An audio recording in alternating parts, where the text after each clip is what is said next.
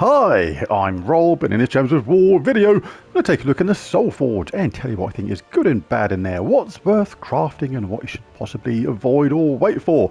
Also going to take a look at this weekly event troop, the Blessed Maiden. Regardless if it's good or bad, collect at least one anyway because it gives you another troop to your roster. But let's take a look. Does magic +3 damage to an enemy, boosted by allies with barrier, and gains a barrier. Allied divines gain 2 life. Allied knights gain 2 armor and reduce damage from skulls by 40%. So the third trait is a good one. So it does a fairly decent amount of damage when you've got all allies with barrier. For me that'd be 90 damage because boost ratio is ×10, so you get an extra 10 damage per ally with barrier. So yeah, not bad, but it's just not that usable unless you're a really new player to the game and don't have many troops. Everybody else is going to have far better troops at their disposal, but if there's a white helm restriction or a divine or knight restriction, may come in handy. So I'm going to give that a 5 out of 10. 5 out of 10. It's not disastrous, but it's not terribly good either. Kind of right there in the middle for a weekly glory troop. So get it anyway. I'm going to take it all the way to Mythic because I've got tons of spare glory. Always a good thing to do if you have enough glory. And same as spoils of war. Always worth picking up a bunch of them. Get some more gold, more souls, more event keys, and more lovely treasure maps to chuck in the room with all your other treasure maps which you're never going to use. Anyway, the other day I found a book called How to Solve 50% of Your Problems. So I bought 2. But before we start, North Star, the guild I'm in, are looking for one more player. Someone had to leave. But we get literally everything done every single week. Not once have we ever failed not to close every single reward on every single event. So really cool. And this guild isn't even a year old yet. We're rising through the ranks really quickly. And we've won the Tower of Doom before and things like that. So a really cool guild. So if you're on PlayStation and interested in changing guilds into something that's really cool, message Red Hot Rockstar. Right, so let's pop to this Soulforge then and see what's going on there. Right, we're going to start with the weapons. Don't craft this Shield of Vengeance from here. That is the raid boss weapon. That's in the raid boss event, so craft it from there. You're going to go to that sort of tier anyway, so you effectively get it for free by crafting it from the raid boss shop, not from here. So save your diamonds. But let's take a look at it. Explodes magic +1 yellow gems, grants a random status effect to all White Helm allies, then summon a White Helm troop. So a nice explodey summony weapon from White Helm. Do like them. So absolutely pick that up, but pick it up from the raid boss shop, not here. All the weapons that are here all the time are in my Soulforge extra video. That'll be in a link in the description below because there's no point going over them all the time. So next up we have Doomed Scripture. Very good weapon. This deals magic based scatter damage boosted by your tempering level. The higher the tempering level, the more damage this is going to do. Then it creates a mix of 6 yellow gems and skulls for every yellow enemy. So very effective against an all yellow team. Absolutely devastating when this gets going.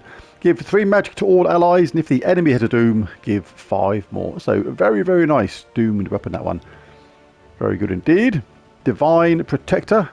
Deals magic based damage to an enemy, boosted by divine allies, then create a mix of 6 red and yellow gems for each divine ally. Uses blue and green, generates red and yellow, so make sure at least a couple of your other troops use red and yellow or both to make sure you make the most for that lovely mana, because then it is a very nice mana generator with damage, which is really good. Guardian Hammer does magic based damage to an enemy boosted by White Helm allies, similar weapon. Then creates a mix of 6 yellow and brown gems this time for each White Helm ally. Uses green and purple, creates yellow and brown. So again, make sure you've got at least a couple of your other troops using yellow and or brown to make the most of all that mana, if you fancy a weapon like that. Do like these ones that do damage with mana gen, even though sometimes they can actually go wrong, even if you've got a full team of the correct allies. Staff of White Helm, kind of the anti-White Helm weapon in a way. Remove all yellow gems, that's the colour that White Helm troops generally like the most. Then deal magic based damage to an enemy boosted by gems removed. If the enemy is from White Helm, or if the battle is in White Helm, deal double damage. Even if you think you're not going to use this sort of weapon, they are absolutely worth picking up. They use a small amount of diamonds, and it's just really good to have more weapons from different kingdoms Eventually, you're going to come to a part in the game where you need to upgrade your kingdoms, and to do that, you need a certain amount of weapons from a certain kingdom fully upgraded, and that's where these cheap weapons certainly come in handy. Angel of Death. Doesn't sound very nice, does it? Death mark an enemy and deal magic +3 damage boosted by yellow gems. So, yeah, it doesn't sound particularly great. The boost ratio is only 2 to 1. The death mark, obviously, if you get lucky with that, can come in handy. But yeah, more collectible than anything, that one. Fist of Heaven. Do like this one. Explode magic +1 yellow gems. Grant a random status effect to all divine allies. Then summon a divine troop. So a nice explodey summony weapon there. It's a good one, is the Fist of Heaven. Do like it a lot. Wand of Stars isn't in my Soulforge extra video. The link to that will be in the description below. But if you haven't crafted it and you've got the resources, you should absolutely do it. The best weapon in the game. Create 6 elemental stars and bless all allies. A bless is like a cleanse with added benefits of making all your team impervious, which is just awesome. Or create 7 umbral stars and curse all enemies. So really, really good. Wand of Stars, absolutely amazing. A mana generator, again, can go wrong from time to time, but it still works pretty much 8 or 9 times out of 10, depending upon how you cast it. What else do we have? Have we got any more? Nope, that is it. Now on to the troops. If you're a newer player, certainly worth grabbing some of these summoning stones if you're missing some of the troops there. So take a little look through each colour, see if there's anybody there that you're missing, and if you are, certainly worth rolling the dice and seeing if you can pick them up. So go through each of those colours one at a time. Let's take a look at the mythics now. We'll start at the bottom and work our way up. First up is Eye of Arges. There he is, there's his eye in the middle, and it must be the Eye of Arges itself. Explodes a row, deals magic-based damage to a random enemy boosted by red gems, brown gems, and skulls in the row. So pick your row, make sure there's plenty of red and brown and skulls in the row, and do some decent amount of damage, as well as explode some gems, generating mana for the team. But one of the best things about this is that Eye of Destruction. Create 2 Doom Skulls at the start of my turn. These work really well in multiples or with the Great Worm. So it also creates 2 standard skulls at the start of its turn. And you can have a web spinner up the top who does triple damage against most opponents and just wreak absolute havoc on the team you're up against in a really easy way. So very good indeed, Eye of Arges. Do like it. Next up we have Dow. More like Dow. Eliminates magic-based amount from a random skill on an enemy. Destroy 8 gems of one of their mana colours. Then repeat 2 more times for random enemies. If you get lucky with that, it can actually reduce the enemy significantly, but it's just not very good. It's just like Shabani Vespera, kind of the opposite equivalent of this, is like way, way, way more effective, and it's just, yeah, it's just not very good. Sorry, Dow. You are more like Dol than Dow. Does have a chance of a summon.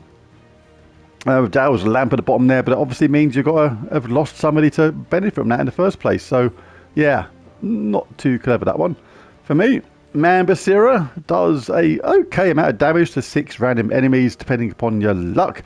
At the high end, for me, that could be over 300 damage. At the low end, it could be half that. So, yeah, he just goes around waving those arms all over the place, bashing people around the bonds, and doing a random amount of damage. Rising Venom is pretty decent though. All the green allies gain 1 to all stats at the start of each turn. The lower your level, the more effective that kind of thing is going to help you out. At the higher end of the game, where you've got high stats and things like that, it's going to be less effective to you. But still, it's not terrible. She's kind of a middling mythic to me. And we have Yasmines Chosen. Does magic-based scatter damage boosted by entangled enemies, and create 10 green gems. The scatter damage is boosted by entangled enemies, and she gets enemies entangled very quickly and easily, entangling a random enemy when matching green, which you do to charge her up. She also gains 1 magic when an ally casts a spell, and gains 1 magic for each green ally. So that initial damage can be boosted up quite significantly, particularly by the entangle mechanic from the wild vines. And yeah, and entangling is a good thing anyway, because skulls are a big deal in this game. A lot of people like skull teams. The AI matches skulls pretty much automatically when they're there. It kind of makes it their chosen move if there's a skull hit a lot of the time. And that entangling can really help you out there, as well as boost up her damage at the same time. So yeah, Yasmines Chosen, not bad at all. So let's take a look at the legendaries now.